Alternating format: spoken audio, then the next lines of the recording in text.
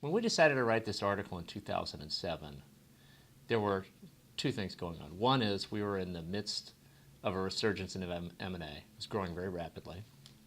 And secondly, we had come off of a prior peak in 2000 where we were far enough away from it where we had the ability to diagnose the outcomes from that prior peak. How had those deals done? Ultimately, the success or failure of any deal has to do with people and empowering people and putting them into a position where they will be successful doing their jobs. We recommend in this article that the due diligence process actually start with a look at culture and thinking through how are two companies going to come together. How are you going to make decisions? What is the style of management going to be?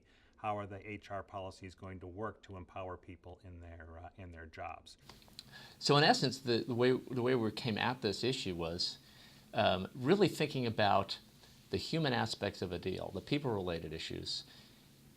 In much the same way in diligence, you would look at the financials or the environmental or the legal issues.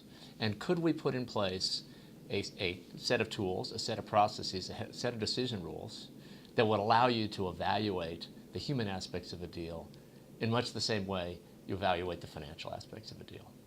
If you look at the mix of businesses where deals are being done, you'll see increasingly that human capital, innovation, intellectual property, things that relate to people issues are increasingly important in those industries. And you have to be successful with them in order to have a successful deal and a successful business. So in doing diligence, evaluating those assets instead of the physical assets, the plant and equipment, is increasingly important. Too often people are sort of the afterthought as part of this process rather than what should be at the foreground.